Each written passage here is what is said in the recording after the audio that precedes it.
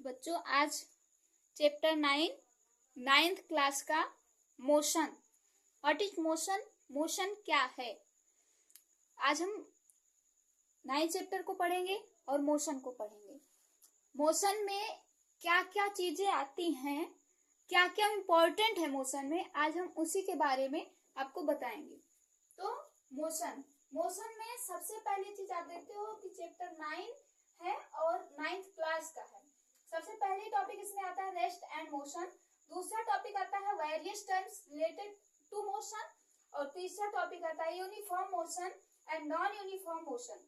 उसके बाद आता है डिस्टेंस एंड डिस्प्लेसमेंट, उसके बाद आता है स्पीड, उसके बाद आता है वेलोसिटी, उसके बाद आता है एक्सीलरेशन, उसके बाद आता है ग्राफिकल रिप्रेजेंटेशन ऑफ मोशन, उसके बाद distance time graph, speed time graph, equation of motion by graphical method, velocity time relation, position time relation, position velocity relation, position velocity relation. उसके बाद आता है आपका यूनिफॉर्म सर्कुलर मोशन। तो इसके बाद मोशन क्या है, व्हाट इज मोशन? तो मोशन के बारे में आपको पता होना चाहिए। Motion is the change in the position of a body with respect to reference point with passage of time. किसी भी व्यक्ति को आराम अवस्था से काम की अवस्था में जाने के लिए गति करनी पड़ती है, जिसे कहा जाता है motion. Motion of an object could be uniform और non uniform depending on the distance travelled in fixed interval of time. उसके बाद स्पीड, उसकी चाल क्या होती है? Speed is the distance covered per unit time and velocity is the displacement per unit time. उसके बाद acceleration is the change in velocity per unit time. Motion of an object can be shown graphical by using line graph. उसके बाद आता है uniform circular motion when a body move in a circular path with uniform speed.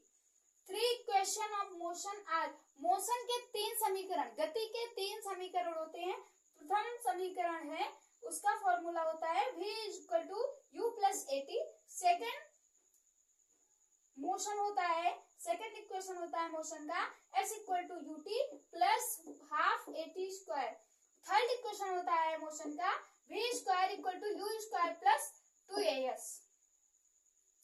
तो सबसे पहले चीज आप बेटा इस चीज को पढ़ लिए और समझ गए कि मोशन में क्या क्या चीजें इंपॉर्टेंट है और क्या पूछी जा सकती है, क्या आ सकती है। तो व्हाट इज मोशन?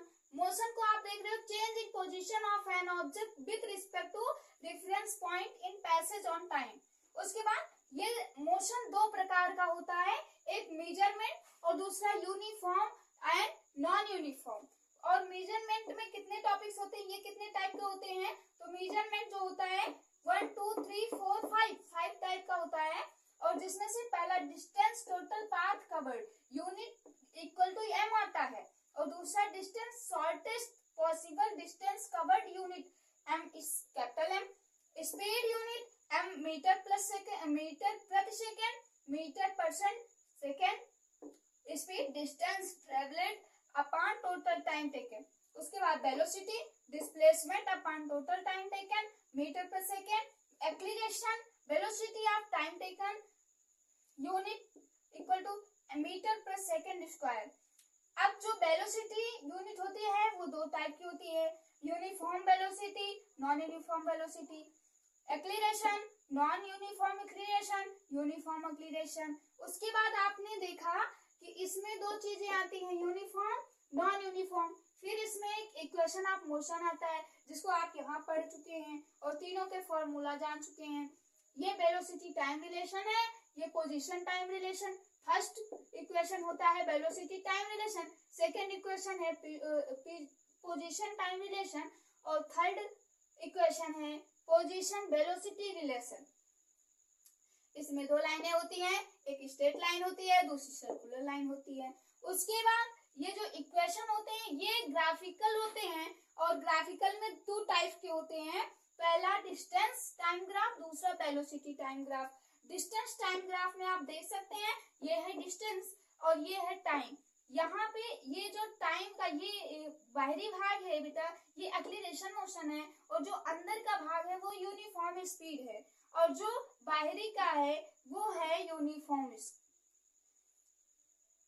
उसके बाद वेलोसिटी टाइम ग्राफ में slope of graph is the acceleration of the body.